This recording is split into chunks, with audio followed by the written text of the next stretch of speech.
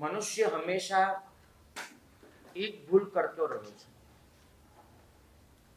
કે કોઈ પણ ઘટનાને, કોઈ પણ વ્યક્તિના વર્તનને, કોઈના પણ વિચારને, કોઈના પણ વચનને પોતાના માપદંડોથી માપે છે. સામેવાળાનો અભિપ્રાય શું છે એ સમજવાની ન તો એની તૈયારી હોય છે અને ન તો એ સમજવાનો કોઈ પ્રયત્ન હોય છે. એ હંમેશા કોઈ પણ વસ્તુને પોતાના દૃષ્ટિકોણથી જુએ છે અને એ પ્રમાણે એ સારી છે, ખરાબ છે, સાચી છે, ખોટી છે, યોગ્ય છે, અયોગ્ય છે, એ રીતેનું અર્થઘટન કરી લે છે. અને પરિણામે આવે છે કે બીજા વિશે એના ચિત્તમાં ક્લેશ વ્યાપે છે. એક હમણાં જ વાંચેલી ઘટના કહું તો એક ભાગ્યશાળીને ત્યાં એને ઘરનું રંગકામ કરાવ્યું. આખું ઘર જાણે નવું જ બનાવ્યું હોય એવું રંગ રોગાન એને કરાવી દીધું. ઉપરથી નીચે સુધી બધું જ એકદમ દમકદાર રંગકામ વાળું થઈ ગયું. પણ એક દિવાલ એને રંગ્યા વગરની જ રહેવા દીધી. એ દિવાલ પર એને એક કલરનો કૂચો પણ ન મારવા દીધો. એ દિવાલ જેવી છે એવી ને એવી જ રહી. સ્વાભાવિક છે કે ઘર જોવા જેટલા પણ લોકો આવે અને ડ્રોઈંગ રૂમની જે દિવાલ, બધાનું ધ્યાન ખેંચાય કે આખું ઘર ચમક ચમક થતું હોય અને દિવાલ એ એવી ને એવી હોય. પ્રશ્નો તો ઘણાને થવાના અને દરેક જણ એ પોતાની રીતે એનું અર્થઘટન કરી લે. આપણે ત્યાં હંમેશા બીજી પણ એક તકલીફ જોજો. જે વ્યક્તિ વિશે આપણે નબળો અભિપ્રાય ધરાવતા હોઈએ એને આપણે સીધું ક્યારેય ન પૂછીએ કે ભાઈ તું આમ કેમ કરે છે. એની ગેરહાજરીમાં જ એના વિશે બોલાયા કરે, પણ વ્યક્તિને ખુલાસાની તક ક્યારેય ન આપવા માંગે. બસ એને કેમ કર્યું એ આપણે એની કલ્પનાઓ કરી અને એક ચિત્ર મનમાં દોરી દઈએ. અને એ જે ચિત્ર આપણા મનમાં દોરેલું હોય એને ન તો કોઈ ભૂંસી શકે, ન તો કોઈ બદલી શકે. આપણા સંપર્કમાં આવનાર દરેક વ્યક્તિ એનું એક ચિત્ર, એક ઇમેજ આપણા મનમાં ઘડાયેલી હોય છે. અને આપણે એ વ્યક્તિની જેટલી પણ વાર મળીએ, કોઈને કોઈ રીતે આપણે પેલી જે ઇમેજ આપણા ચિત્તમાં દોરેલી છે એને જ વધારે ઘાટી બનાવીશું અને એને કોઈ બદલી ન શકે. આ ભાગ્યશાળી માટે થઈ અને સમાજમાં, સગા સંબંધીઓમાં કેટલી ગેરમાન્યતાઓ વ્યાપી. કોઈ કેમ કે ભાઈ 5 વર્ષ પહેલા તો આની પાસે કશું જ નહોતું.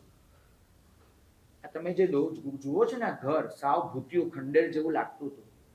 આટલા પૈસા આવ્યા ક્યાંથી? કાંઈક તો વિચારો.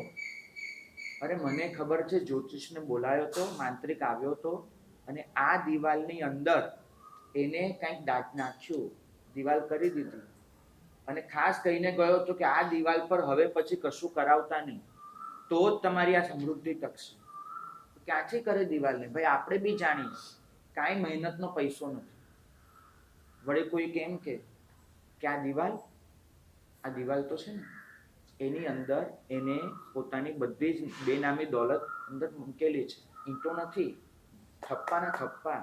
આ તો એના ઘરે જેને કામ કર્યું ને એ જ મારા ઘરે કામ કરવા આવ્યો હતો ને બોલી ગયો, એટલે આપણને ખબર. આવી તો કેટલીય માન્યતાઓ એ ચાલ્યા જ કરે.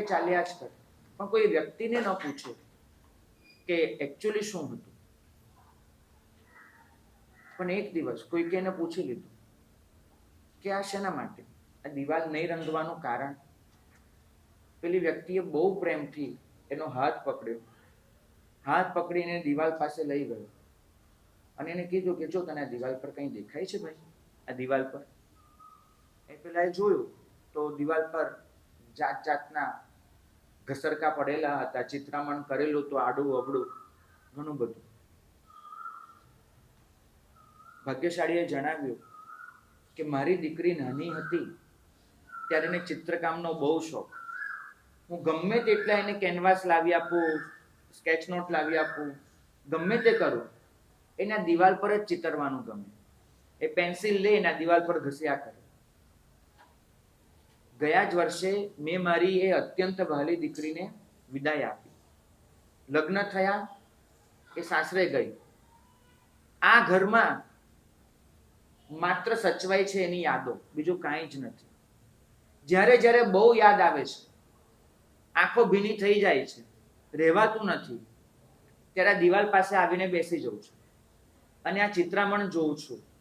અને એ જે એના નાના નાના હાથ હતા, એ જે એનું બાળ સ્વરૂપ હતું, હું એના પર ચિલ્લાતો હતો કે તું મારી દિવાલ બગાડે છે, અને છતાંય એ મારી સામે અત્યંત, હું જેટલી વાર ચિલ્લાવું, ખિલખિલ હસી પડે અને પછી મારો ગુસ્સો એ ઓગળી જાય. બસ મેં મારી યાદો સાચવી રાખી છે આ દિવાલ સાથે. જ્યારે જ્યારે આ જોઉં છું ને આ દિવાલ, ત્યારે મારો દીકરી સાથેનો એક અનુબંધ જીવતો થાય છે. આ દિવાલને હું રંગાવીને મારી યાદોને હું મિટાવી દેવા નથી માંગતો. ભાગ્યશાળી સંસારમાં આવું જ નથી બનતું.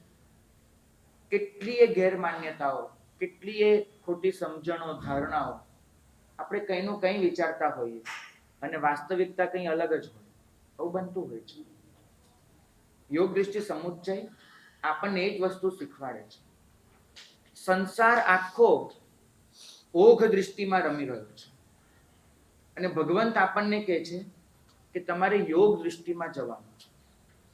ઓઘ દૃષ્ટિ એટલે સંસારે, સમાજે, વ્યક્તિએ પોતે ઊભી કરેલી માન્યતાઓ. આ સમાજ પોતાની જાતે જ માન્યતાઓ ઊભી કરતું જાય છે અને એ માન્યતામાં જે ફિટ ન થાય, પોતે બનાવેલી ફ્રેમમાં જે એના માપમાં બેઠતું ન થાય, એને નકામું, નગુણું, ગમે તે શબ્દોથી નવાજતું જાય છે. ક્યારે પણ સામેવાળાનો અભિપ્રાય શું હશે એ સમજવાનો કોઈ પ્રયત્ન નથી થતો. હરિભદ્ર સુરીમાં એક બહુ અદ્ભુત દૃષ્ટાંત આપે છે. એમને કલ્પના કરી છે એક મોટા પહાડની. એક મોટો પર્વત છે અને એ પર્વત પર કેટલાક યાત્રીઓની ટુકડીએ એક સાથે આરોહણ કર્યું છે. બધા એ પર્વત પર એક સાથે ચડ્યા છે અને પર્વતની ટોચ પર એક સમાન ભૂભાગ છે, એક સમથળ જગ્યા છે. ત્યાં જઈને બધા બેઠા છે.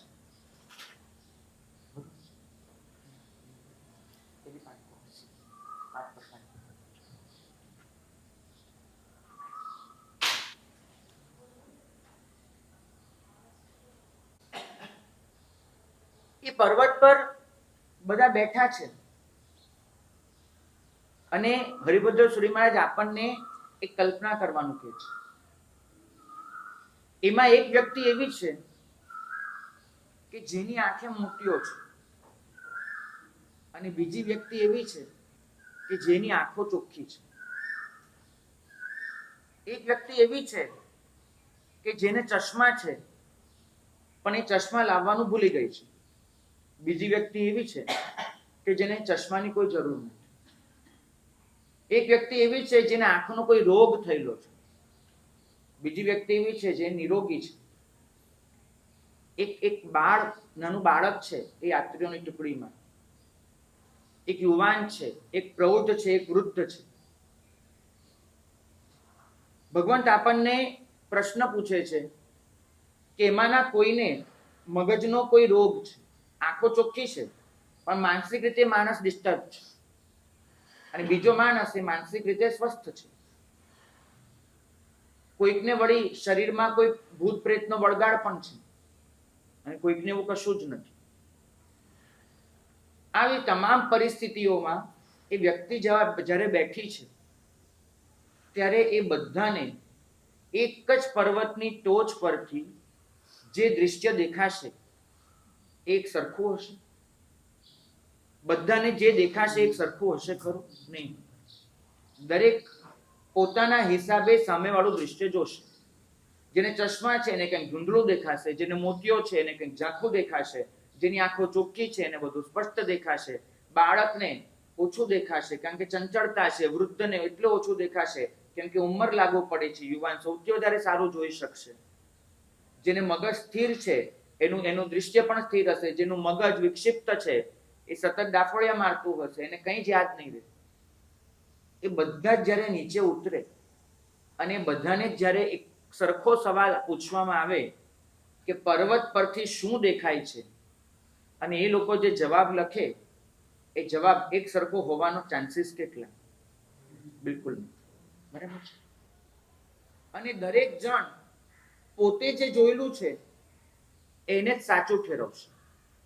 દરેક જણ પોતે જે જોયેલું છે એ જ પર્વત પરથી દેખાય છે એમ બધાને શીખવાડશે. અને માનો કે બધા જ બેઠા છે અને ત્યાં અચાનક સૂર્ય પર વાદળ છવાઈ જાય છે અને અંધારું અંધારું વ્યાપી જાય છે, તો એ બધાને જે દેખાતું તેમાં પાછો ફરક પડી જશે? તો પણ પડવાનો છે. અને વાદળ હટી જશે, આખું આકાશ ચોખ્ખું થઈ જશે, તો પાછું કંઈક જુદું દેખાવાનું છે. ટૂંકમાં આંખ બધા પાસે, પણ સમય, સંજોગ, સ્થિતિ પ્રમાણે દરેકનું જોવાનું બદલાતું છે. એક સરખું દૃશ્ય બે જણને ક્યારેય ન દેખાય. આ જે દૃષ્ટિનો ભેદ પડે છે એ આગળ જતા માન્યતાનો ભેદ બની જાય છે. માન્યતાનો ભેદ આગ્રહ લઈ આવે છે, અને એ જ આગ્રહ એ પછી એટલું જ શીખવાડે છે કે હું સાચો છું, બીજા બધા ખોટા છે. માણસ એ સમજવા પણ તૈયાર નથી થતો કે મને જે દેખાયું એનાથી જુદું પણ કોઈને દેખાઈ શકે છે.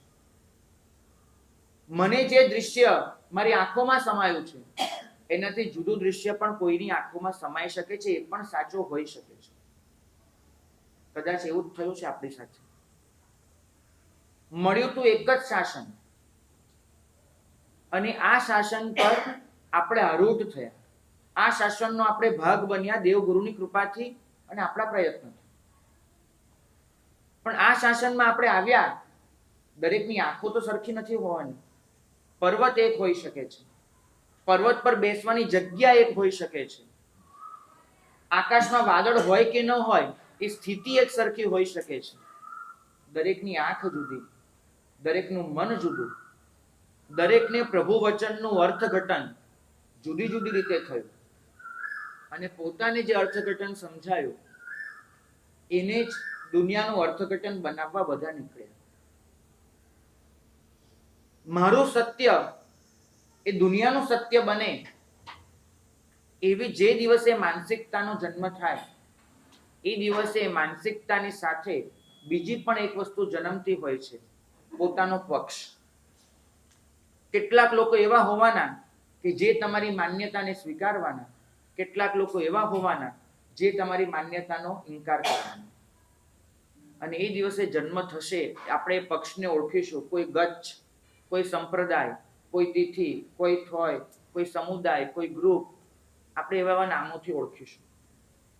ક્યારેય ન ભૂલશો કે સામાચારી માત્ર, દરેક સામાચારી આખરે તો કોઈક આચાર્ય ભગવંતે, કોઈક શ્રમણ ભગવંતે, કોઈ ગીતાર્થ બહુશ્રુત મહાપુરુષે પોતાના દૃષ્ટિકોણથી કરેલું પ્રભુ વચનનું અર્થઘટન છે. સામાચારી બીજું કશું જ નથી, આચાર વિચાર બીજું કશું જ નથી. કરેલું અર્થઘટન એ પોતાના પૂરતું સીમિત રહે. મને જે દેખાયું એને હું યાદ રાખું ત્યાં સુધી કોઈ તકલીફ નથી. પણ હું બધાને એમ શીખવાડવા માંગુ છું કે પર્વત પર જઈને તો આવું જ દેખાય છે, અને જો તમને એવું ન દેખાય તો તમારી આંખમાં ભૂલ છે એમ માનજો. હું તમને જે દેખાડું છું એ જ તમારે જોવાનું છે, અને બીજાએ જે જોયેલું છે ને એ ખોટું છે, મિથ્યાત્વ છે. સમ્યક્ત્વ, મિથ્યાત્વ, આવા માપદંડો ત્યાં લાગુ પડી જાય છે. આ બધું જ ઓઘ દૃષ્ટિ છે. યોગ દૃષ્ટિ જ્યાં સાંપડે છે ત્યાં મહાપુરુષોનો અભિપ્રાય કેવો હોય છે? અહીંયા એક બહુ સરસ ઉદાહરણ આપ્યું છે. ચારી સંજીવની, ચાર ન્યાય. આ ઉદાહરણને એકદમ સરસ રીતે હરિભદ્ર સુરી મહારાજે અહીંયા પ્રસ્તુત કર્યું છે, અને હેમચંદ્રાચાર્ય ભગવંતે રાજા સિદ્ધરાજને સમજાવ્યું. સિદ્ધરાજ જયસિંહ એકવાર સભામાં બેઠા અને અનેક ધર્મના પંડિતો ભેગા થયા છે. બધાની વચ્ચે ચર્ચા ચાલે છે, કયો ધર્મ સાચો, કયો ધર્મ રાજાએ કરવો જોઈએ, કયા ધર્મથી મોક્ષ મળી શકે છે. બધા વચ્ચે ચર્ચા ચાલે. હેમચંદ્રાચાર્ય ભગવાન ચૂપ છે, શાંતિથી બધું જોયા કરે છે, સાંભળ્યા કરે છે. એક વસ્તુ હંમેશા યાદ રાખવી, ઓછા જ્ઞાની જીવો જ્યાં બોલવાનું ચાલુ કરે ને, જે સાચો જ્ઞાની હશે એ મૌન પકડી લેશે, એ બધાની વચ્ચે નહીં ઉતરે, એ મૌન પકડી લેશે. હેમચંદ્રાચાર્ય ભગવાન ચૂપ છે. સિદ્ધરાજ જયસિંહનું અચાનક ધ્યાન ગયું કે કલિકાલ સર્વજ્ઞ કશું બોલતા જ નથી. આખી ચર્ચામાં એમને હજુ સુધી કોઈ ભાગ જ નથી લીધો. આ ખંડન મંડન ચાલ્યા કરે છે અને ભગવાન ચૂપ છે. એને આખી સભાને અટકાવી અને હેમચંદ્રાચાર્ય ભગવંતને પૂછ્યું, ભગવંત આપ શું કહો છો? કયા ધર્મથી મોક્ષ છે? એક મિનિટ, પ્રશ્ન બદલી આપો. મારે મોક્ષે જવું હોય તો મારે કયો ધર્મ પાળવાનો? મને ચોખ્ખો જવાબ આપો. મારે મોક્ષે જવું હોય તો કયો ધર્મ પાળવાનો? બધાને એક જ જવાબ મનમાં આવ્યો કે હેમચંદ્રાચાર્ય એમ જ કહેશે કે તારે મોક્ષે જવું હોય તો જૈન ધર્મ પાળવાનો. સીધો જવાબ આપશે. દરેક ધર્મગુરુને પોતાનો ધર્મ ફેલાય, પોતાનો ધર્મ બધા અપનાવે, એવું ઘણું થતું હોય, અમને પણ થશે. એ કહેશે એવું. ને સિદ્ધરાજ જયસિંહ જેવો ગુજરાતનો માલિક એ જો જૈન ધર્મ અપનાવે તો ગુજરાતમાં જૈન ધર્મના પગ બરાબર મજબૂત થઈ જાય. અને હેમચંદ્રાચાર્ય ભગવાન એમને સિદ્ધરાજને કીધું કે ભાઈ તારે કયો ધર્મ કરવો એનો જવાબ હું ન આપી શકું. એનો જવાબ તને તારો અંતરાત્મા જ આપે. મારો જવાબ તારા માટે પારકો ગણાશે અને પારકા જવાબથી ક્યારે કલ્યાણ ન થાય. તારો માર્ગ તારે શોધવાનો. હું તો તને તારો માર્ગ શોધવામાં મદદ કરી શકું, તને એવા થોડાક સૂચન આપી શકું કે માર્ગ શોધતી વખતે આપણે કઈ કઈ બાબતનું ધ્યાન રાખવું જોઈએ. હું તને થોડુંક માર્ગદર્શન આપી શકું કે કેવા કેવા માપદંડો હોવા જોઈએ માર્ગ નક્કી કરવા માટે. અને હેમચંદ્રાચાર્ય ભગવાન એમને એક અદ્ભુત કથા કહી, આ ચારી સંજીવની ચારની. એક સ્ત્રી એના પતિથી બહુ કંટાળી ગઈ. એનો પતિ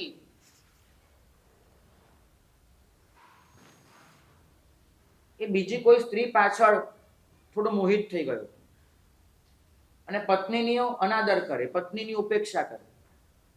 સ્ત્રીને સતત એમ જ થાય કે મારો પતિ મારા કયામાં રહે, મારી પાસે રહે, હું કહું એ રીતે જ વર્તે, મને છોડીને ક્યાંય જાય નહીં. આવું થાય તો કેવું સારું? બસ આ જ વિચારધારા, મારે મારા પતિને કયા ગ્રહ બનાવવો છે. એક દિવસ એ સ્ત્રીના ઘરે કોઈ પરિવ્રાજિકા, કોઈ તાપસી, સંન્યાસીની એ ભિક્ષા લેવા આવે. સ્વાભાવિક છે કે ભિક્ષા લેવા આવે, 2 મિનિટની વાત થઈ અને આ સ્ત્રી એને તો સતત મનમાં એ જ ઘુમરાતું હતું એટલે પહેલા આગળ રડી પડી અને રડીને કીધું કે તમે જ છો, મારી માં, મારો બાપ, એના સિવાય આ સંસારમાં કોઈ મારું ધ્યાન રાખનાર નથી. તમે પહેલા મળ્યા કે આટલા મીઠાશથી પૂછ્યું કે તને કેવું છે? બસ હું તમારા શરણે છું, તમારી શિષ્યા છું, મને સ્વીકારી લો અને મને આનો કોઈક નિકાલ કરી આપો. તાપસીએ કહ્યું કે તારે શું કરવું છે? કે બધું જ થઈ જશે. તો કે બસ એક જ ઈચ્છા છે, મારો પતિ એક બળદની જેમ માને શરણે રહે. એક બળદ એની જેમ મારા શરણે એને મૂકી દો. પેલી તાપસીએ કીધું કે થઈ જશે, આજે 4 વાગે આવજે, હું તને કંઈક કરી આપીશ.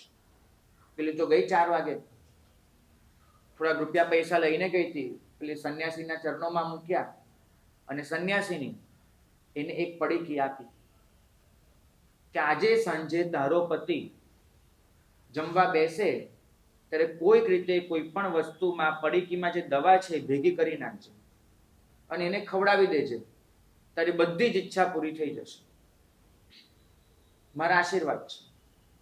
ઓલી સ્ત્રી તો એટલી રાજી થઈ ગઈ, આજે તેને એકદમ સરસ રસોઈ બનાવી. દરરોજ જે એક જ વસ્તુ હતી એટલી કંટાળેલી હતી કે પતિને ન ભાવે એ બનાવવું, એ રીતે પોતાનો ગુસ્સો કરવો પ્રગટ.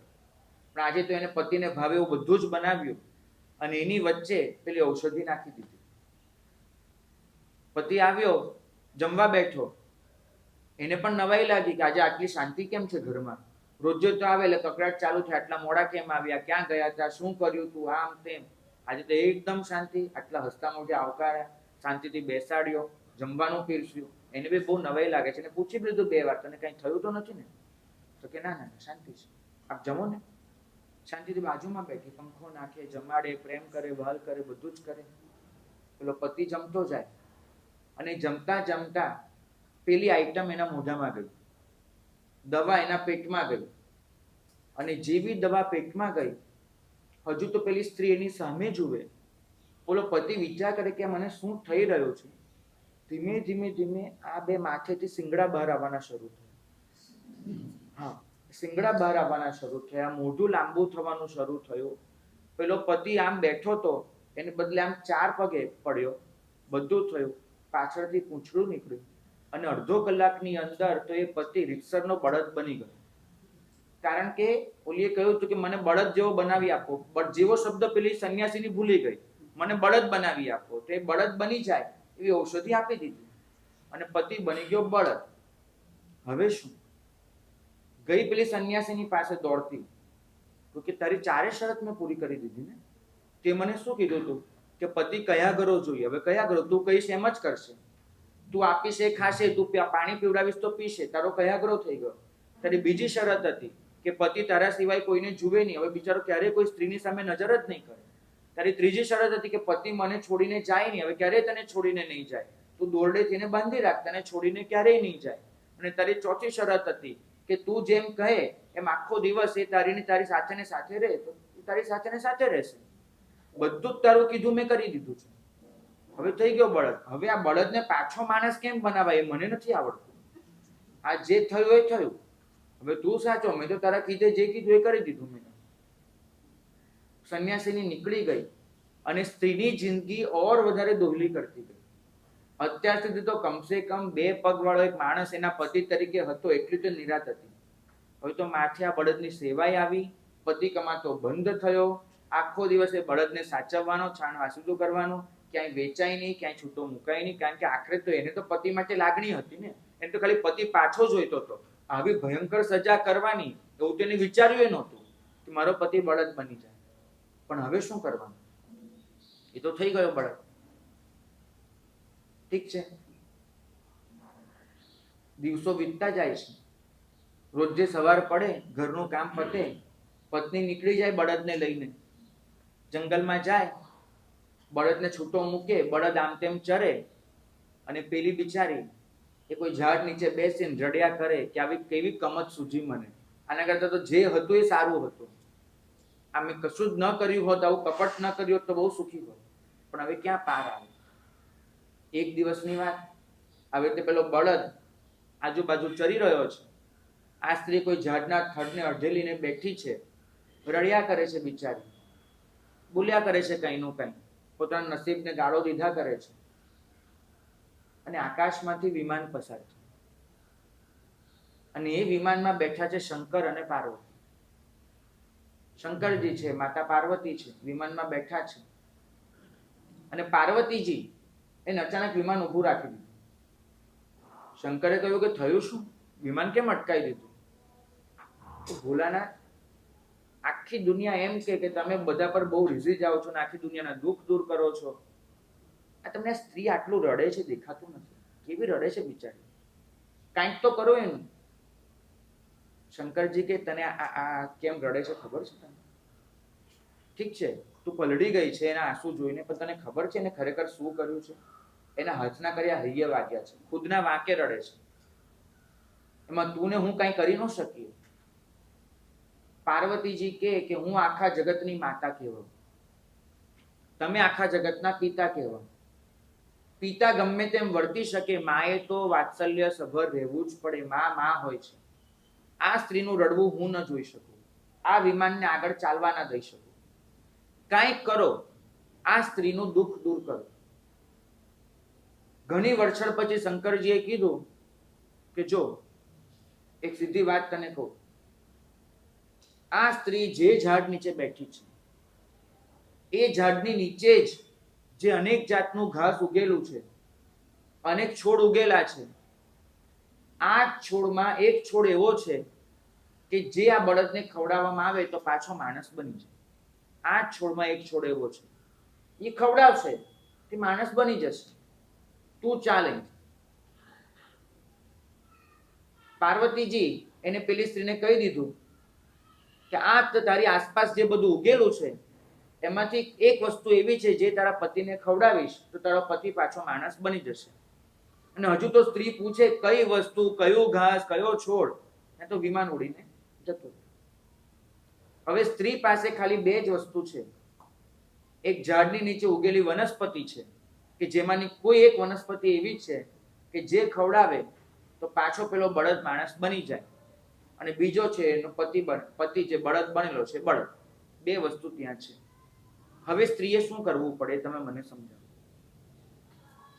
શું કરવું પડે? એને ખબર જ નથી કઈ વનસ્પતિ, એને ખબર જ નથી કયો છોડ, નામ જ નથી ખબર, તો એને શું કરવું પડશે? હવે સ્ત્રીએ બધું જ ચરાવે, પણ બધું જ ચરાવવા જાય તો પેટ ભરાઈ જાય ને પેલી વસ્તુ છૂટી જાય તો શું કરવું પડે?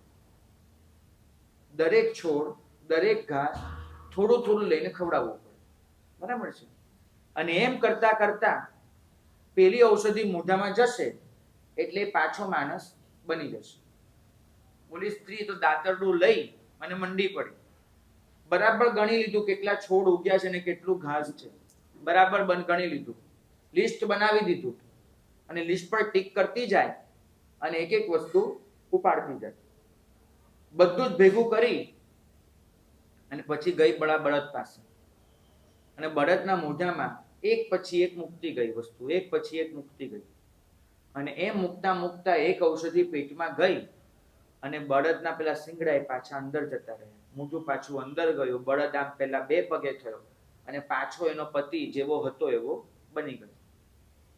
હવે આગળ એ પત્નીનો કયા ઘરો રહ્યો નહીં રહ્યો એ ભગવાન તો જાણે, આપણી સાથે નિસ્બત નથી. બળદમાંથી પાછો માણસ થયો તો એવો ને એવો થઈ ગયો, જેવો હતો એવો, કે સુધર્યો, we don't know. આપણે કામ પણ નથી. હેમચંદ્રાચાર્ય ભગવંત આખી કથા કહી અને સિદ્ધરાજ જયસિંહને પૂછે છે કે આપણી દશા પણ આવી જ છે. રાજન, આ દુનિયાના બધા જ ધર્મો, એમાંથી કોઈ એક ધર્મ તમને મોક્ષે લઈ જશે, પણ એ ધર્મ કયો એ તમે નથી જાણતા. એ ધર્મ કયો? માટે તમારે દૃષ્ટિ ખુલ્લી રાખીને જેટલી પણ આ દુનિયાની સારી વાતો છે એ બધી સાંભળતા રહેવું પડશે, બધી સમજતા રહેવું પડશે, એ બધામાં વિવેક કરતા રહેવું પડશે, ત્રાજવું લઈને સતત તપાસતા રહેવું પડશે કે આમાં કેટલું સાચું કેટલું ખોટું. અને એમ કરતા કરતા એક દિવસ તમને એ વસ્તુ જડી જશે કે જે તમને મોક્ષે લઈ જાય. ન તો બળદને ખબર છે, ન પેલી સ્ત્રીને ખબર છે કે આમાંથી કઈ વસ્તુ માણસ બનાવે, પણ એટલું નક્કી છે કે આમાંથી એક વસ્તુ માણસ બનાવે. એ જ રીતે રાજન, તમને ખબર નથી કે આમાંથી કયો ધર્મ મોક્ષે લઈ જશે, તો તમારે દરેક ધર્મની સારી વાતો જાણવાનો પ્રયત્ન કરવાનો અને એમાંથી જે સૌથી સારું લાગે એનું આચરણ કરી અને મોક્ષ માર્ગે આગળ વધી જવાનું. આ છે ચારી સંજીવની, ચાર ન્યાય. ચારી એટલે ચારો, સંજીવની એટલે એવી ઔષધિ કે જે બળદને પાછો માણસ બનાવે, અને ચાર એટલે ખાવું. તો ચારી સંજીવની, ચાર ન્યાય એટલે ઉદાહરણ. તો આ ચારી સંજીવની, ચાર ન્યાય, જ્યાં સુધી જીવ સમ્યક્ત્વમાં દ્વિધમૂળ નથી થયો ત્યાં સુધી આ જ અવસ્થા એની હોય છે. જો આ અવસ્થામાં ન રહે તો કદાગ્રહને વશ પડશે, અને કદાગ્રહને વશ થઈને કોણ સાચું કોણ ખોટું એમાં એટલો તો ઉલઝી જશે કે નકરા રાગ અને દ્વેષ કરી પોતાના આત્માને જ નુકસાન પહોંચાડશે. માટે જ્ઞાની ભગવંતો હંમેશા ફરમાવે છે કે શુદ્ધ બોધ પ્રાપ્ત કરવા માટે જરૂરી શરત એ છે કે આગ્રહથી શૂન્ય બનો. કોઈ પણ વસ્તુ એને સમજવાનો પ્રયત્ન હોય, પણ કોઈ પણ વસ્તુનો આગ્રહ ન હોય. તમને જે સત્ય જડ્યું છે એ સત્યને દુનિયાનું સત્ય બનાવવા ન નીકળો. એક મુસલમાન જેહાદ કરે અને એક જીવ પ્રભુના નામ પર બીજાને ખોટા કહે, બંનેમાં પાયાનો કોઈ તફાવત નથી. વૃત્તિ તો એક જ રહી, અમે સાચા બીજા ખોટા. તો આગ્રહથી શૂન્યતા એ સૌથી પહેલો પાયો છે યોગ દૃષ્ટિ મેળવવાનો. બીજું છે મૈત્રી વગેરે ભાવનાઓને અધીન રહો. જીવનમાં જેટલું પણ બને બીજા માટેનો સ્નેહ ભાવ રાખો, બીજાના સદગુણ જોવાની તૈયારી રાખો, બીજાનું કલ્યાણ થાય એવી કામના કરો. અને જે તમારા સત્યને ઓળખવા નથી માંગતા, તમારા સત્યને સ્વીકારવા નથી માંગતા, એના માટે પણ મનમાં મધ્યસ્થ ભાવ રાખો. એને પણ દુર્ગુણી, નીચ, હીન એવા શબ્દોથી ન નવાજો. સ્નેહ તમારે કોઈ પણ ક્લેશને ધોઈ આપે છે. પ્રમોદ ભાવ તમને કોઈ પણ જીવના ગુણ માટે અનુમોદના જગાડે છે. કલ્યાણની કામના કોઈ પણ જીવને સાથ આપવા માટે તમને તૈયાર કરે છે. અને મધ્યસ્થ ભાવ આત્મા માટેનો આદર ટકાવી રાખે છે. અત્યારે સૌથી વધારે ચૂકાયું છે અગ્રના નામ પર. એક જીવ બીજા જીવનો આદર કરવાનું ભૂલી ગયો છે. એના મનમાં રિસ્પેક્ટ નથી બચી. સામાચારી મતાંતર એ તો એવી બાબત છે કે સમય સંજોગ અનુસાર ઘડાતા રહે છે અને બદલાતા પણ રહે છે.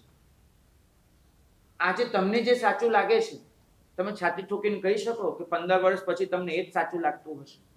શક્ય જ નથી. આજે તમારી જે માન્યતા છે, કાલે એ માન્યતા બદલાઈ જાય, પૂરેપૂરું શક્ય છે. એની વચ્ચે એક જ વસ્તુ શાશ્વતપણે બચે છે, પ્રભુની આજ્ઞા. અને એ પ્રભુની આજ્ઞા એટલું જ આપણને ફરમાવે છે કે તમને જે સાચું લાગે છે એની આરાધના કરીને આગળ વધી જાઓ. બીજા સાચા છે કે ખોટા એ નક્કી કરવામાં ન ઉતરો. તમને જે જણાવ્યું છે, પ્રભુની આજ્ઞાનું અર્થઘટન તમારા સુધી જે પહોંચ્યું છે, તમને જેના પર વિશ્વાસ જાગ્યો છે, એ પ્રમાણે આરાધના કરી લો. પણ બીજો જો તમારી માન્યતાથી જુદો પડી રહ્યો છે તો એના માટે બિલકુલ પણ હીન ભાવ મનમાં ન લાવો. આપણે જે પક્ષના હોઈએ, આપણે જે માન્યતામાં હોઈએ, એનાથી જુદું કોઈ કરતું હોય એને ધર્મ ગણવા તમે તૈયાર હો છો? નક્કી કરીને કહેજો, એને ધર્મ ગણવા તૈયાર છો? બિલકુલ નહીં. ભાગ્યશાળી ભાવનગર જવાનું થયું. ભાવનગરમાં એક શ્રાવક, આ બિલકુલ કાલ્પનિક નથી, બનેલી ઘટના કહું છું. ચૈત્ર મહિનાની હોળી હતી અમારી, સંમેલન વખતની વાત છે. વૈશાખ મહિને સંમેલન હતું અને પહેલા ચૈત્ર મહિનાની હોળી એ મેં ત્યાં નહીં, ફાગણ મહિને સંમેલન હતું ને પછી ચૈત્ર મહિનાની હોળી અમે ભાવનગર હતા. હોળીના પ્રતિક્રમણ પછી એક દિવસ એક શ્રાવક આવ્યા અને શ્રાવકે આવીને કીધું મને કે મારા સાહેબ મનમાં થોડો સંકલેશ રહે છે, આપ એનું કંઈ નિવારણ કરી આપો. મેં કીધું કે શેનો સંકલેશ છે, કંઈ કહો તો હું કંઈ કહી શકું. મને કે દીકરી પિયરીથી પાછી આવી ગઈ છે. મેં કીધું બને, થઈ શકે આવું. મને કે સાસરેથી પાછી આવી ગઈ છે. મેં કીધું બને આવું. મને કે હજુ લગ્ન કરે 3 જ મહિના થયા છે, આ જ વર્ષે લગ્ન કર્યા હતા અને સાસરેથી પાછી આવી છે. મેં તો આ તો થોડી ચિંતાજનક વાત કહેવાય. તમે એને પૂછ્યું હશે એના માટે પાછી આવી છે? મને કે હા, અને પૂછવાની જરૂર નથી, મને ખબર છે ને. સાચું કહું તો મેં જ એને બોલાવી લીધી છે કે આવા ઘરે આપણાથી ન રહેવાય. એટલે મેં કહ્યું કે કેવું ઘર, શું થયું, કંઈક વાત કરો તો ખબર પડે. મને કે અમારે ત્યાં 14, 8, 5 કોઈ પણ સંજોગોમાં લીલોતરી વપરાતી નથી. મેં તો બરાબર છે, ન જ વાપરે. પછી શ્રાવકે મને પૂછ્યું, મને કે પણ કેળા વાપરી શકાય? મેં કીધું ના જ વપરાય ને, કેળા ના જ વપરાય. મને કે લીંબુ વાપરી શકાય, મરચા વાપરાય? મેં કીધું એ ન વપરાય. આપણે ત્યાં લીલોતરી નથી વપરાતી હોતી, એ ન વાપરવી જોઈએ. આપણી પરંપરા એ છે, સમાચારી એ છે. મને કે બસ આ જ વાત. લગ્ન પહેલા અમારે ચોખવટ કરવાની બાકી રહી ગઈ. મારી દીકરી અમદાવાદ પરણાવી અમદાવાદમાં જે ઘરે ગઈ એ પછી આ પહેલી હોળી આવી. 5 તિથિ તો એ લોકો બધું પાડી લે છે, પણ હોળીમાં એ લોકો લીંબુ વાપરે છે. મારી દીકરીએ બહુ જ કકડાટ કર્યો કે આવી રીતે લીંબુ ન વપરાય, પણ સાસરિયા માનવા જ તૈયાર નથી. હોળીના 4 દિવસ નીકળી ગયા અને 4 દિવસ સુધી એ લોકોએ 4 દિવસ લીંબુ વાપર્યું. અને મારી દીકરીને મેં કહી દીધું કે લીંબુ વાપરે એવા ઘરે આપણાથી રહેવાય નહીં, ઘર પાછી આવી જાય. અને મેં બોલાવી લીધી છે. મારા સાહેબ આવી રીતે જે વર્તતા હોય, જેને ધર્મની કાંઈ પડી નથી, જેને પ્રભુની આજ્ઞાની કંઈ પડી નથી, હોળીના દિવસોમાં પણ લીંબુ વાપરવું છે, એવા ઘરે મારી દીકરી રખાય કેવી રીતે? તો ભાઈ ડિવોર્સનું તો નથી વિચારતા ને, એટલે સુધી તો નથી ગયા ને. મને કે ના, પણ મનમાં સંકલેશ બહુ રહે છે કે હવે દીકરીનું ભવિષ્ય શું? મનમાં બહુ જ સંકલેશ રહે છે. હવે આને મારે નિષ્ઠા ગણવી, નિયમ માટેની મક્કમતા ગણવી, દૃઢતા કેવી, કે પછી આના સિવાયના કોઈ શબ્દો વાપરવા? બહુ જ અઘરી વસ્તુ છે. મેં ભાઈને સમજાવવાનો બહુ જ પ્રયત્ન કર્યો કે આવી કોઈ પણ વસ્તુનું સમાધાન પરસ્પરની સમજણથી આવતું હોય છે. લીંબુ ન ખવાય એ જેટલી સાચી હકીકત છે હોળીમાં, હું એમ નથી કહેતો લીંબુ ખાવાનું ચાલુ કરવું જોઈએ, ન જ ખવાય, બરાબર છે. પણ એનાથી પણ વધારે મોટી હકીકત એ છે કે લીંબુના નામ પર આટલો બધો ક્લેશ તો ન જ કરાય, કમસે કમ. એ પણ એક સમજવા જેવી વાત છે. પણ આ બધું ક્યાંથી જન્મે છે? આખરે આ બધી પરંપરાઓ છે, માન્યતાઓ છે. અને આ માન્યતાઓ, આ પરંપરાઓ આપણા ચિત્તનો એટલો કબજો લઈ લે છે કે એની પાછળ પ્રભુની જે મુખ્ય આજ્ઞાઓ છે, ક્રોધ ન કરવો, ક્લેશ ન કરવો, કોઈ પણ જીવ માટે આદર, સન્માન, પ્રેમની લાગણી રાખવી, દરેક જીવના પોઈન્ટ ઓફ વ્યૂને સમજવાનો પ્રયત્ન કરવો, એને ધીમે ધીમે આવર્જિત કરી અને માર્ગ પર લાવવો, આ જે જવાબદારી છે બધું જ ચૂકાઈ જાય છે.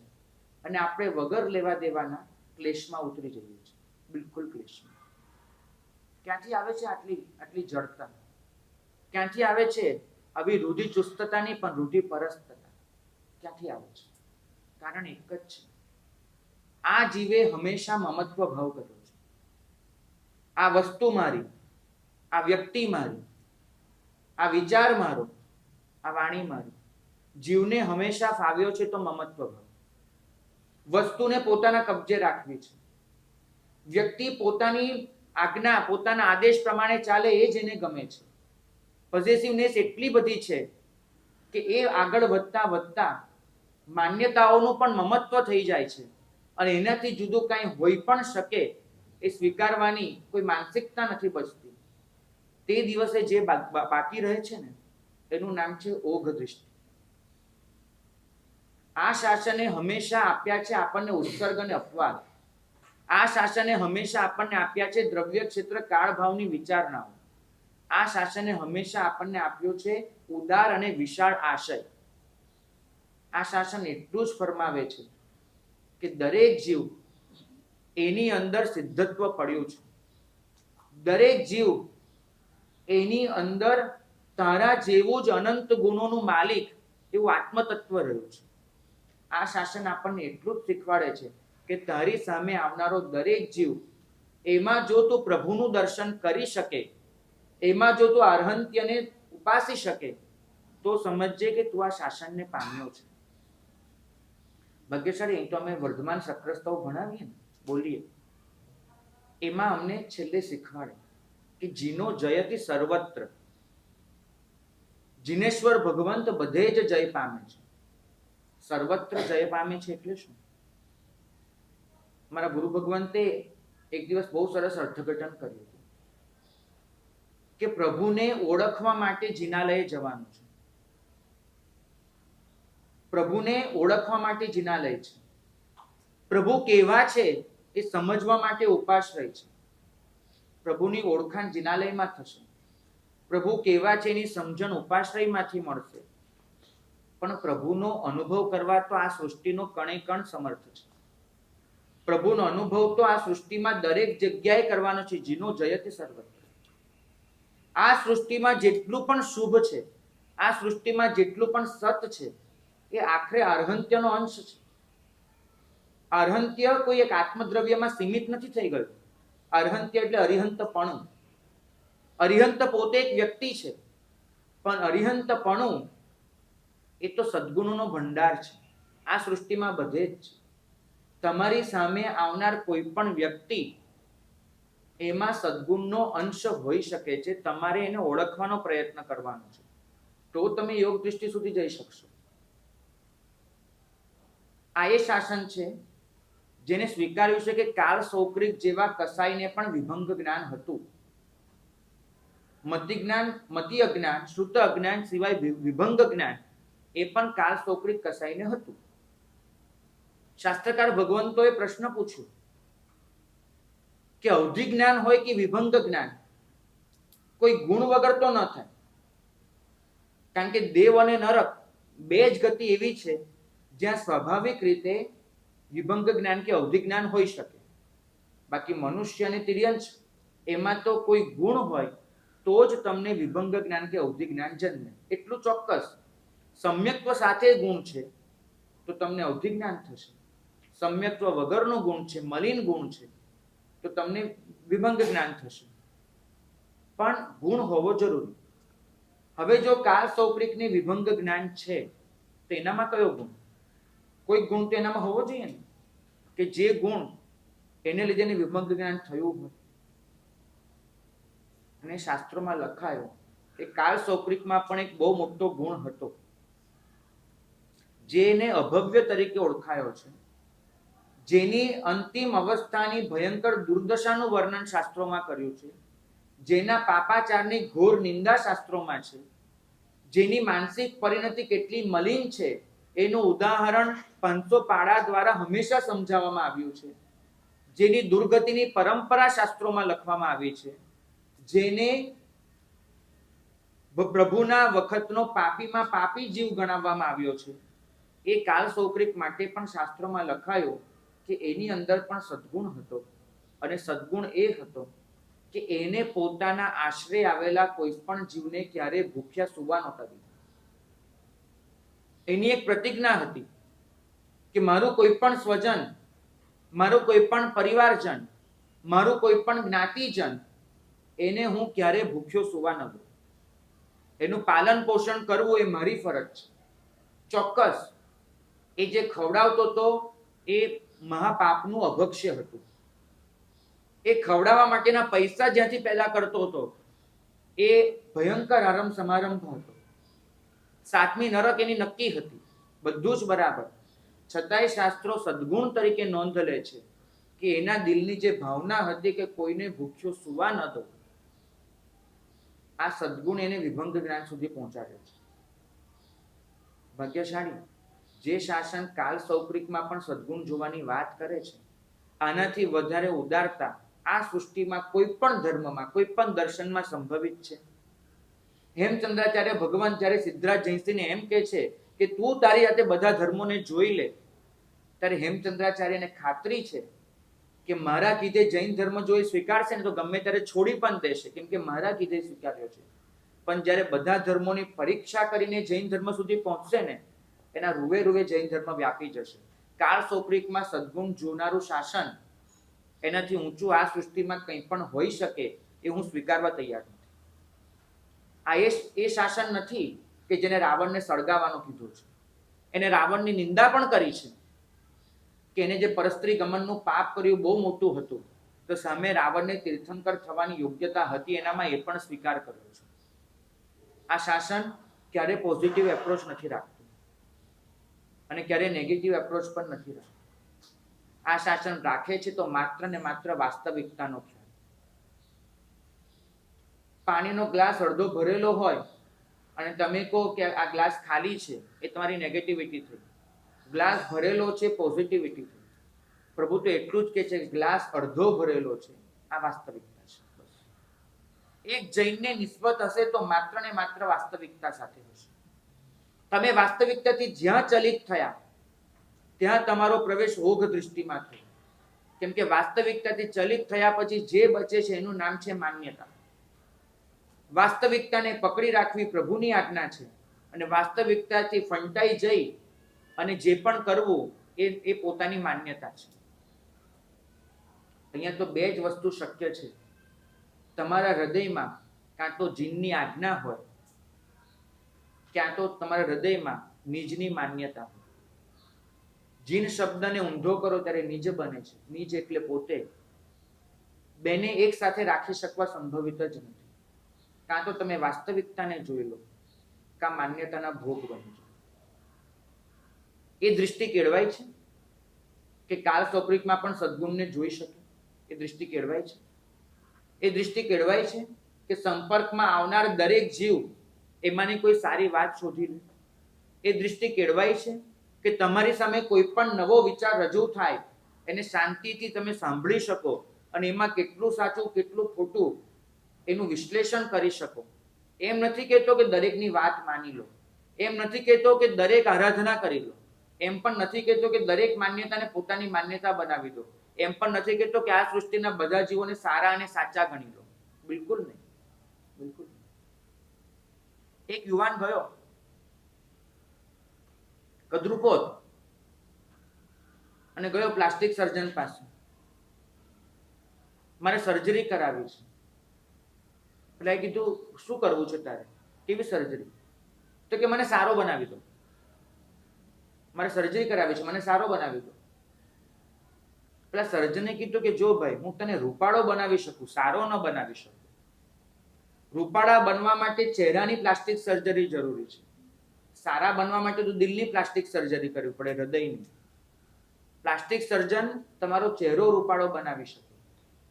સારા બનવા માટેની પ્લાસ્ટિક સર્જરી તો તમારે જ કરવી પડે, બીજું કોઈ ન કરી શકે. આજ સુધી હૃદયની પ્લાસ્ટિક સર્જરી નથી સુધાઈ. હાર્ટનું ટ્રાન્સપ્લાન્ટ થઈ શકે છે, પણ એ હૃદયની અંદર જે ભાવનાઓ જન્મે છે ને એનું ટ્રાન્સપ્લાન્ટ શક્ય નથી. એમાં તો માત્ર ગઈકાલે શીખવાડ્યું એમ વિનિયોગ શક્ય હોય છે કે કોઈ ભગવાન એમનું એવું વિશિષ્ટ પુણ્ય હોય કે પોતાની ભાવનાઓ, પોતાની અહિંસા, પોતાનું સત્ય, પોતાનો સંતોષ તમારી અંદર નાખી શકે. પણ એ સ્વીકારવાની તૈયારી પણ તમારી જ, બીજા કોઈની નહીં. એ જ કાલ સૌક્રિક રોજે સમાવસરણમાં આવે, પ્રભુની દેશના સાંભળે, સૈનિકની બરાબર બાજુમાં બેસે. અહીંયા સૈનિક બેઠો હોય, અહીંયા કાલ સૌક્રિક બેઠો હોય, અને આ સમાવસરણ બધાને સમાવી લે, બધાનો સ્વીકાર કરે. અહીં તો કાલ સૌક્રિક ને સામાન્ય કસાઈ હોય ને, એટલે પેલો પોલ્ટ્રી ફાર્મ વાળો એ પણ અહીંયા તમારી બાજુમાં આવીને બેસે ને તો તમે એની જુગુપ્સા કરશો. આ બાજુમાં આવીને ક્યાં બેસી ગયો? પાપની જુગુપ્સા કરતા કરતા ક્યારે પાપીની જુગુપ્સામાં જતા રહ્યા ખબર જ નથી. કરવાની હતી જુગુપ્સા પાપની અને પાપીની કરવા માંડી. કાળ સૌક્રિક સૈનિકની બાજુમાં બેસે અને સૈનિક છતાં પણ એનું ધ્યાન ક્યાં હોય? પ્રભુ પર. એને પણ હક છે પ્રભુની વાણી સાંભળવાનો. એને પણ એને સમાવસરણમાંથી કાઢી નથી. અને એ કાળ સૌક્રિક પ્રભુમાં ગમે તેટલું પુણ્ય હોય, પ્રભુની ગમે તેટલી વિનિયોગ શક્તિ હોય, કાળ સૌક્રિક આગળ બધું જ નકામ. દેશના સાંભળી નીચે ઉતરે, સમાવસરણમાંથી છેલ્લું પગથિયું નીચે મૂકે અને પહેલો વિચાર કયો હોય એનો? 500 પાડા. પહેલો વિચાર 500 પાડા એને મારવા છે. કેમ? કેમ કે વિનિયોગ કરવો કે ન કરવો એ ભગવંત પર આધારિત છે, પણ વિનિયોગને સ્વીકારવો કે ન સ્વીકારવો એ તમારી પાત્રતા પર છે, તમારી ગ્રહણ શક્તિ કેટલી છે. ભાગ્યશાળી ગંભીર અને ઉદાર આશય એના વગર યોગ દૃષ્ટિને સમજી શકવી શક્ય જ નથી, બિલકુલ શક્ય નથી. તમે તો તમારા સુખના માપદંડો પણ પોતિકા બનાવ્યા છે. બીજાના માપદંડો એ તમને ક્યારે ફાવ્યા નથી ને ભાવ્યા નથી. ધર્મ કોને કહેવાય અને અધર્મ કોને કહેવાય એના માપદંડો પણ તમારા જ છે, અને એનાથી કશું જુદું હોઈ શકે છે એ ક્યારેય તમે લોકો સ્વીકારતા નથી. અમે સ્કૂલમાં ભણતા હતા, એક વાર્તા આવતી હતી, હવેની ટેક્સ્ટ બુક્સમાં બચી છે કે નહીં મને ખબર નથી, અમારા સ્કૂલમાં તો આવતી હતી. એક ગુરુના 4 શિષ્યો એક ગામથી બીજે ગામ જવા નીકળ્યા છે. સામે ગામે ગુરુ છે. 15 દિવસ પહેલા આ 4 શિષ્યોને કોઈ કામે મોકલેલા. હવે કામ પૂરું થયું એટલે ગુરુ પાસે 4 શિષ્યો પાછા આવી રહ્યા છે. પાછા આવે છે અને રસ્તામાં એમને નદી ઓળંગવાની થાય છે. નદી ઓળંગી રહ્યા છે ચારે જણ, અને અચાનક દેખાય છે કે એ જ નદીમાં એક સ્ત્રી ડૂબી રહી છે. બિચારીના મોઢામાં ઘણું પાણી જતું રહ્યું છે. બચાવો બચાવો એને છેલ્લી બૂમ પાડી હશે, પણ એ બૂમ કોઈએ સાંભળી નહીં હોય, અને હવે તો એનો શ્વાસ લગભગ પૂરો થવામાં છે. એને જો મદદ કરવામાં ન આવે તો મરી જ જવાની છે ડૂબીને. ચારે શિષ્યોની નજર એના તરફ પડે છે. ધર્મ એમ કે છે કે સ્ત્રીનો સ્પર્શ કરાય નહીં, બરાબર? ધર્મ એક શીખવાડે છે. અને બીજી તરફ હૈયું, લાગણી એ બધું એમ કે છે કે આજુબાજુ કોઈ જ નથી આ સ્ત્રીને બચાવનાર, તો સ્ત્રીને આવી રીતે મરવા ન દેવાય.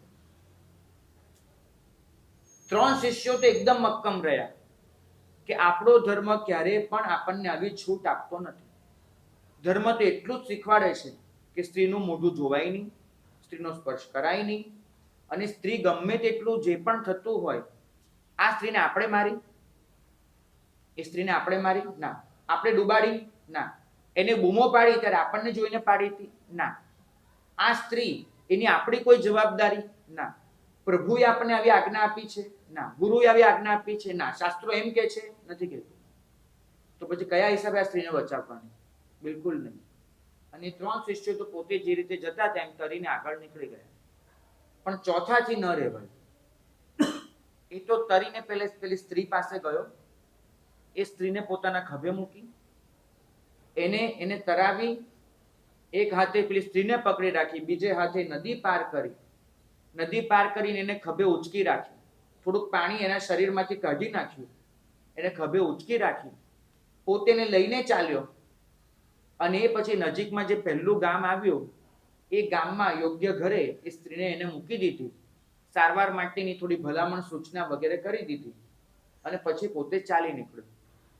પણ આ બધામાં જે સમય જતો રહ્યો એમાં પેલા 3 શિષ્યો એ ગુરુ પાસે પહોંચી ગયા, અને બહુ સ્વાભાવિક રીતે ત્રણેયના ચહેરા પર આક્રોશ હતો, વેદના હતી, દુઃખ હતું, ડંખ હતું, બધું જ હતું. ત્રણેય જઈને ગુરુને કહી દીધું કે સાહેબ, કળિયુગ કોને કહેવાય એ આજે અમે નજરે જોઈને આવ્યા. આટલી આપની બ્રહ્મચર્યની શિખામણો, આટલી આપે અમને સંયમ માટેની આપેલી નિષ્ઠા, આટલી આપે અમને શીખવાડેલી વાતો, બધું જ ધોવાઈ ગયું સાહેબ, ધોવાઈ ગયું બધું જ. વગર લેવા દેવાનું ઓલાએ ત્યાં જઈને એ સ્ત્રીને બચાવી.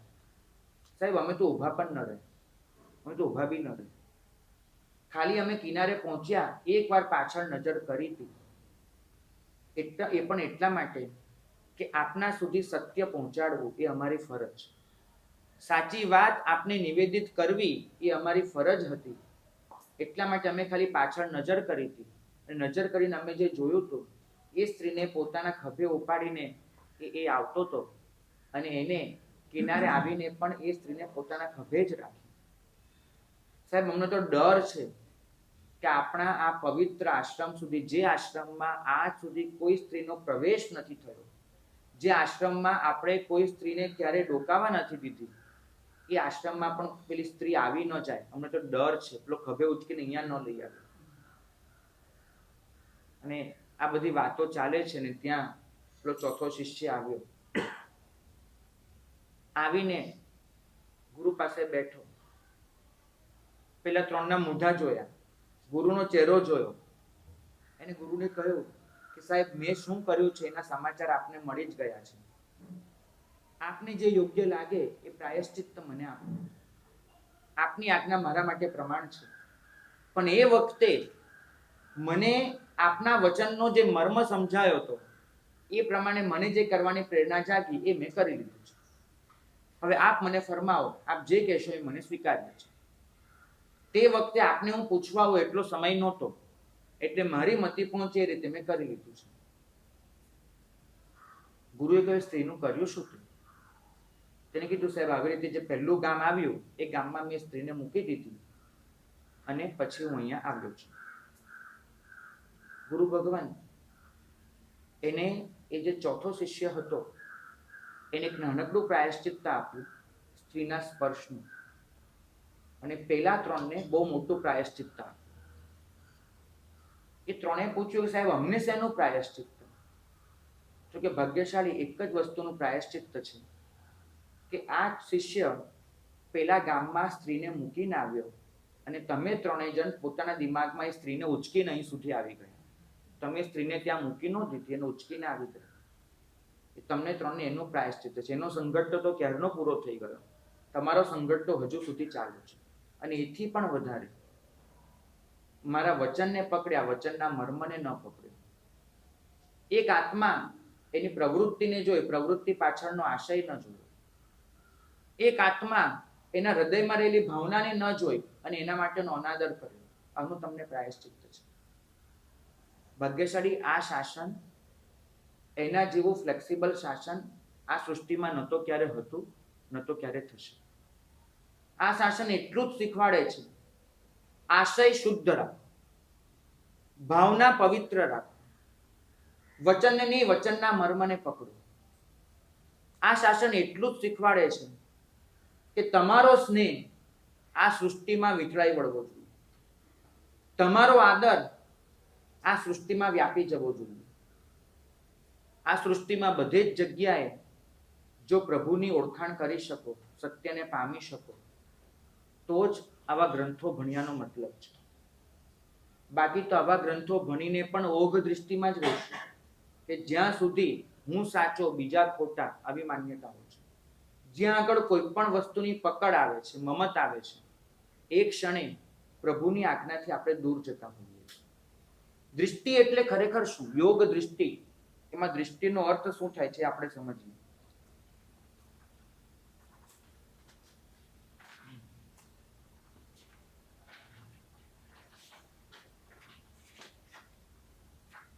હવે તમારે થોડોક મને સપોર્ટ કરવાનો છે. ગઈકાલનો ઉપવાસ છે, આટલી ક્રિયાનો થાક પણ હોય, પણ એની વચ્ચે મગજને થોડુંક ચાલુ કરી દેવાનું. આપણો કોઈ પણ બોધ 2 પ્રકારે હોય છે. એક હોય છે આપણી જાણકારી અને બીજી હોય છે આપણી સંવેદના. બેન, આત્મા નશ્વર છે કે શાશ્વત છે? આત્મા કેવો છે? શાશ્વત છે? નશ્વર છે? આત્મા ક્યાં મરે છે? શાશ્વત છે, અજર અમર છે. આત્મા અજર અમર છે, બરાબર? આત્મા કાયમી છે. આ શરીર એ આત્મા છે? ના, આ શરીર તો નાશવંત છે. આ શરીર તમારું છે? ના, એ તો અહીંયા મૂકીને જવાનું છે, બરાબર? આ બધી જ વસ્તુ તમને ખબર છે ને? અમે જેટલું પણ બોલ્યો બધું જ તમને ખ્યાલમાં છે. આત્મા એ શરીર નથી, શરીર તો નશ્વર છે, પૂતગલ છે, આત્મા એનાથી જુદો છે, આત્મા અજર અમર છે, બધું જ તમને ખબર છે. અને હમણાં અહીંયા બોમ્બ પડે છે, બોમ્બ ફાટે છે, તમે બધા આવી જ બેઠા છો ને, તો શું કરશો? અજર અમર આત્મા, શરીર નાશવંત, એ ક્યાંય શરીર આજે છે કાલે નથી, બધાને જ ખબર છે, બરાબર છે? એ વખતે તમે અહીંથી ચલો જાઓ એ તો સમજ્યા, આ ચરોડો, આ મુપત્તિ બધું જ વ્યવસ્થિત રીતે જૈનાપૂર્વક બધું જ ઉપાડીને અહીંથી જશો, એ તમારી વાસ્તવિકતા હશે. જાણકારીના સ્તરે એટલો બોધ ભરી દીધો છે કે ક્યારે એ તપાસતા નથી કે સંવેદનાના સ્તરે શું પડ્યું છે. યાદ આવે વલ્લભ સુરી મહારાજ ગુજરાવાલામાં બેઠા છે, ઉપાશ્રયની અંદર, પાકિસ્તાનમાં ગુજરાવાલા. આઝાદી મળી ગઈ છે પાકિસ્તાન અને ભારતને, પણ એ પછીના કોમી રમખાણો ચાલુ છે.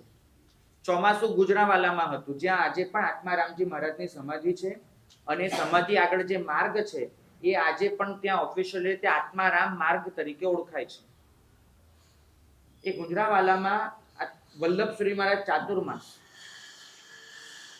ઉપાશ્રયની અંદર પોતે બિરાજમાન છે. નજીકમાં બેઠા છે ઉપાધ્યાય સોહન વિજયજી, અને કોમી રમખાણો અંતર્ગત મુસ્લિમોએ ઉપાશ્રય પર બોમ્બ ફેંક્યો, અને બારીમાંથી બોમ્બ આવી અને બરાબર સોહન વિજયજી મહારાજ જ્યાં બેઠા છે ત્યાં આવીને ફાટ્યું. સોહન વિજય મહારાજને ઈજા પહોંચી, લોહી નીકળ્યું. પેલો એવો ભયંકર બોમ્બ નહોતો કે જેના લીધે માણસ મરી જાય, પણ ડરામનું દૃશ્ય ચોક્કસ હતું, કેમ કે ઉપરા છાપરી 3 બોમ્બ એ જ ઉપાશ્રયમાં અલગ અલગ જગ્યાએ પડે, અને છતાંય વલ્લભસુરી મહારાજ કે એમનો એક પણ સાધુ પોતાની જગ્યાએથી એક આંગળો પણ હલ્યો નથી. જ્યાં બેઠા છે ત્યાં જ બેઠા રહે. કારણ એક જ, વલ્લભસુરી મહારાજે એક જ કારણ શ્રાવકોને આપ્યું હતું કે દરરોજ જે દેરાસરમાં જઈને બોલું છું નમો જીનાણમ જીય ભયાણમ, એ જીનેશ્વર નમસ્કાર હજો કે જેને ભયોને જીતી લીધા છે, અને પાછળ એક શબ્દ જોડું છું અભય દયાણમ, કે જે અભય આપે છે. જો હું ભયભીત થઉં ને તો મારો નાથ લાજે, જો હું ભયભીત થઉં તો મારા સ્વામીની આજ્ઞા લાજે. એ આપણે એમ કહીએ છીએ અભય આપનારા છે. હું ભયભીત કઈ રીતે થઈ શકું, એને મને નિર્ભય બનાવેલો છે. તમને ખબર હશે કે એ જ ગુજરાવાલામાં આજુબાજુના કેટલાય શ્રાવકો આવીને ભેગા થયા હતા. દરેકના ગામ પર નુકસાન, દરેકને જીવનું જોખમ, બધા જ પરિવારો ભેગા થયા છે, અને બધાની વચ્ચે વલ્લભસુરી મહારાજે પોતાના સંબંધોનો ઉપયોગ કરીને, એમના સંબંધો બધી જ આલમમાં હતા, બધાનો ઉપયોગ કરીને મિલિટરીને બોલાવી, એની ટ્રક મંગાવી. પણ ટ્રક આવી એ સંખ્યા કરતા બહુ ઓછી આવી. સેંકડોની સંખ્યામાં સાધુ સાધ્વી શ્રાવક શ્રાવિકા બધા છે. સાધુ સાધ્વી થોડા છે, શ્રાવક શ્રાવિકા ઘણા જ ભેગા થયા છે, અને ટ્રક એટલી નહોતી કે બધાને લઈ જવાય. સ્વાભાવિક રીતે આવા સંજોગોમાં જ્યારે હવે બોર્ડર ઓળંગી લશ્કર સાથે આવે છે, અને બોર્ડર ઓળંગી અને તમને ભારતમાં સહી સલામત મૂકી જવાનું છે, પહેલા ટ્રકમાં કોને બેસવું જોઈએ? અપવાદ માર્ગ છે, એટલે ભૂલી જજો કે સાધુથી ટ્રકમાં ન બેસાય, એ ભૂલી જાઓ. અપવાદ માર્ગ છે. અહીંથી લલિતસુરી મહારાજથી ચાલુ કરીને અહીંના જેટલા પણ વડીલો છે, એ દરેક વડીલોએ વલ્લભસુરી મહારાજને કાગળ મોકલી આપ્યો છે કે આપણે વહેલી તકે અહીંયા ભારત પધારી જવાનું છે અપવાદ માર્ગનો ઉપયોગ કરીને. એક ટ્રકમાં પહેલા કોને બેસવાનું? સાહેબજી. બહુ સ્વાભાવિક રીતે વલ્લભસુરી મહારાજ એમને જેવી ટ્રક આવી એવી પ્રતિજ્ઞા કરી કે ટ્રકમાં સૌથી છેલ્લે વલ્લભ બેસશે. વલ્લભ સૌથી છેલ્લે બેસશે. જ્યાં સુધી એક પણ જણ અહીંયા હાજર છે અને એને બેસવા નથી મળ્યું, ત્યાં સુધી હું અહીંથી હલવાનો નથી, હું નહીં જાઉં. એ ટ્રકો તો ગઈ, સાંજ પડતા બીજી આવી, એ પણ ભરાઈને ગઈ, અને જ્યારે બધા જ જતા રહ્યા ત્યારે સૌથી છેલ્લે વલ્લભસુરી મહારાજ એક ટ્રકમાં ચડી, સૌથી છેલ્લે. કેમ? શ્રાવકો ઝૂરતા રહ્યા, બધું જ થતું રહ્યું, એ ચલિત ન થયું. એક જ વાત, સંવેદનાના સ્તરે બોધ થઈ ગયો હતો કે શરીર અને આત્મા જુદા છે, બીજું કાંઈ જ નહીં. જો ભય લાગે ને તો સમજવું કે હજુ આત્મા અને શરીર જુદા છે, એ જાણકારીના સ્તરે બેઠું છે, સંવેદનાના સ્તરે નથી આવ્યું. આપણે બધું જ વ્યાખ્યાનમાં પૂછાય બી ખરું, બોલીએ બી ખરા, જવાબ પણ આપી દઈએ, પણ બધા ગોખેલા જવાબ, બધા જ ગોખેલા. મેં પણ બહુ કર્યું છે આવું જિંદગીમાં. દીક્ષા લીધી બચપણમાં, કેટલાય લોકો પૂછે દીક્ષા શેના માટે, તો હું જવાબ આપતો હતો. અમને પૂછજો કેવા કેવા જવાબ આપતો હતો. મારે આત્મકલ્યાણ કરવું છે ને, આ સંસાર અસાર છે ને, કોઈ મતલબ નથી એનો, બધું જ બોલતો હતો. શું આત્મા, શું કલ્યાણ, ધૂળ ને રાખ, કાંઈ ખબર નહોતી. ક્યાંક સાંભળેલા આવા બધા જવાબો તો હું પણ આપી દેતો હતો. આજે વળી કાંઈક થોડુંક સમજાય છે કે આત્મા શું છે, વૈરાગ્ય શું છે, કલ્યાણ શું છે. ભાગ્યશાળી. દીક્ષા સાચી હતી, દીક્ષા આપનારા સાચા હતા.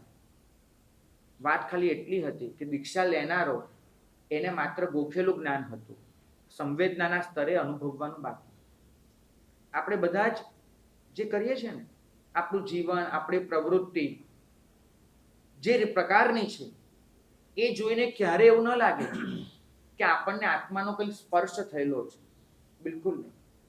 એક બાજુ એ સંસ્કૃતિમાં જન્મ્યા છીએ, એ દેશમાં જન્મ્યા છીએ, કુળમાં જન્મ્યા છીએ કે મહાનમાં મહાન સત્યો તમને સાવ નજીવી મહેનતમાં ઘોડિયામાં આપી દીધા છે. કશી જ મહેનત નથી કરી, અને તમને સમજાઈ ગયું કે આત્મા અજર અમર છે, કશી જ મહેનત નથી કરી અને સમજાઈ ગયું કે આપણે મોક્ષે જવાનું છે, બધું જ થઈ ગયું. અને જ્યાં વગર મહેનતનું મળી જાય ને એની કિંમત નથી હોતી, પછી એ પૈસો હોય કે પછી એ જ્ઞાન હોય, વગર મહેનતનું જે મળે છે એની કિંમત હોતી નથી. આપણી જિંદગીમાં કશું આવું જ બન્યું છે. આપણું હૈયું નથી પોકારતું કે આપણે આત્મા છીએ, હૈયું નથી પોકારતું, માત્ર મનના જવાબ છે. મનના જવાબ. તમારું હૈયું જોજો, તમને તમારા સ્વપ્નમાં છે ને તમે સાચે સાચા કેવા છો ને ખુલ્લા થઈ જતું હશે. કારણ કે જીવતા તો મતલબ જાગતા તમે તમારા વિચારોને કાબુમાં રાખી શકો છો, પણ ઊંઘમાં જ્યાં તમારા વિચારો પર કાબુ નથી હોતો અને ત્યારે જે સ્વપ્નો દેખાય છે ને એ સ્વપ્નોમાં તમારી જાત જેવી છે એવી ખુલ્લી થતી હોય છે. તો બોધ એ માત્ર જાણકારીના સ્તરે ન રહે અને સંવેદનાના સ્તરે પહોંચે. બોધ માત્ર મનમાં ન રહે પણ આત્મા સુધી જાય. માત્ર જીભ ન બોલે, તમારા અસ્તિત્વનો અણુએ અણુ બોલતો થાય કે હું આત્મા છું અને કલ્યાણના માર્ગનો યાત્રી છું. મોક્ષ મારું લક્ષ્ય છે, કેવળ જ્ઞાન મારું ધ્યેય છે, પ્રભુની આજ્ઞા મારું સર્વસ્વ છે. આવું આત્માના અણુએ અણુમાંથી ઉઠે ને ત્યારે સમજવું કે દૃષ્ટિ આવે. અત્યાર સુધી જે પણ છે માહિતી છે, જ્ઞાન છે, કદાચ એને બોધ કહેજો તો બોધ છે, દૃષ્ટિ નથી. દૃષ્ટિ તો બને કે તમારો બોધ સંવેદનાના સ્તરે પહોંચે, જાણકારી માત્ર ન રહે, સંવેદના બને. અને જ્યારે એ સંવેદના બને ને ત્યારે એની પરીક્ષા કેવી રીતે કરવાની કે તમારો બોધ તમારી સંવેદના બની છે, એની પરીક્ષા કેવી રીતે? 2-3 પરીક્ષા લખી છે. એક પરીક્ષા આજે કરી જોજો. આજે બધા થાળી ધોઈને પીવાના છો ને, બરાબર? થાળી ધોઈને વાપરવાના છો ને. હવે થાળી ધોવા માટે થાળીમાં પાણી રેડશો ને તમે, ત્યારે પાણીમાં તમને તમારો ચહેરો દેખાશે. એ પાણી તમે થાળી વાપરવા માટે મોઢા સુધી લાવશો ત્યારે તમને તમારો ચહેરો એ થાળીમાં દેખાશે. સ્ટીલની થાળી હોય તો એકદમ ચોખ્ખો દેખાય. અહીંયા કાંસાની થાળી છે એટલે આ તમને સહેજ આઉટલાઈન જેવો ઝાંખો ઝાંખો તમારો ચહેરો દેખાશે. હવે ચહેરો દેખાય ને ત્યારે પહેલો વિચાર તમને શું આવે છે એ નક્કી કરજો. આ હું છું એવો વિચાર આવે છે કે આ શરીર છે એવો વિચાર આવે છે? એ બરાબર જોજો. આ હું છું કે આ શરીર છે? અરીસામાં જોવાનું એટલે નથી કહેતો. ગૃહસ્થ, સામાન્ય ગૃહસ્થ તો કે અરીસામાં જોઈ લો, કે અરીસામાં જઈને ઉભા રહો ત્યારે હું ગોરો, હું કાળો, એવો હું વાળો વિચાર આવે છે કે મારું શરીર ગોરું, મારું શરીર કાળો, એવો વિચાર આવે છે? 24 કલાક માટે આવતીકાલની વાંચના સુધી આવો. હજુ બીજું એક કામ કરી જોજો. હું અને મને આ શબ્દનો પ્રયોગ નહીં કરવાનો, બરાબર? આ શબ્દનો પ્રયોગ નહીં કરવાનો. ભલે બોલવા ખાતર, ભલે ગોખેલું, એકવાર થવા દો. તમે કંઈ પણ વાત કરો ને તો મને આ જોઈએ છે નહીં કહેવાનું. શું કહેવાનું? સુજાતાબેનને આ જોઈએ છે, બરાબર? ઓકે. આયુષ શું કહેવાનું? કે આયુષને આ કરવું છે. કોઈ તમને પૂછે કે આયુષ કોણ? કારણ કે તમે જ્યારે કોઈ આયુષને આ કરવું છે એટલે લોકો તમને પૂછે ને કે કયા આયુષની વાત કરે, ત્યારે કહેવાનું કે આ શરીરને એક નામ મળ્યું છે આયુષ, એને આ કરવું છે, બરાબર? આટલું કરશો. 24 કલાક આવતીકાલ આવો ત્યાં સુધી આપણે દૃષ્ટિ સમજવાની છે આવતીકાલથી. તો એના માટે થઈને તમારે હું અને મનેનો પ્રયોગ નહીં કરવાનો. આપણા માટે વાત કરીશું ત્રીજા પુરુષમાં, 3rd પર્સનમાં આપણે વાત કરીશું આ શરીર માટે. કેમ કે આપણે હમણાં શું બોલ્યા, શરીરે આપણે છીએ નથી ને, તો શરીર માટે હું કરીને વાત કરાય નહીં. તમારે કંઈક અંદર જાઓ ને વસ્તુ જોઈતી હોય કે મને આ પીરસો, મને આ જોઈએ છે, તો શું કહેશો? આ જોઈએ છે. અને પછી પેલો પીરસનારો આજુબાજુ જુએ ને કે તમે કોની વાત કરો છો, ત્યારે તમારે કહેવાનું કે ભાઈ આ શરીરને આ નામે ઓળખવામાં આવે છે ને એને આ જોઈએ છે. કદાચ એને ન સમજણ પડે તો પછી કહી દેવાનું બને આવું, પણ કરી જુઓ. હું એ શબ્દ આપણી જિંદગી સાથે એવો તો જોડાઈ ગયો છે, મને એટલું તો ફિટ બેસી ગયું છે કે ક્યારે હું અને ક્યારે મને પ્રયોગ શરીર માટે થાય છે અને ક્યારે આત્મા માટે થાય છે એ જ નથી ખબર પડતી. તમે જ્યારે બોલો છો મારું શરીર, ત્યારે મારું આત્મા માટે છે. તમે જ્યારે બોલો છો મારી વસ્તુ, ત્યારે એ મારું શરીર માટે છે. તમને એ જ નથી ખબર કે આત્મા અને શરીર વચ્ચે તમે કેટલા ઝૂલા ખાઈ રહ્યા છો. તો આજે નક્કી કરો કે શરીર માટે જ્યારે જ્યારે હું, મારું, મને આ શબ્દ વાપરવાના આવે ત્યારે નામથી વાત કરીશું, થર્ડ પર્સનમાં વાત કરીશું. એને આપણે હું અને મને કહીને વાત નહીં કરીએ. આટલું કરીને આપણે કાલે મળીએ છીએ. ત્યાં સુધી અગ્ર અધિકાર વર્તજો.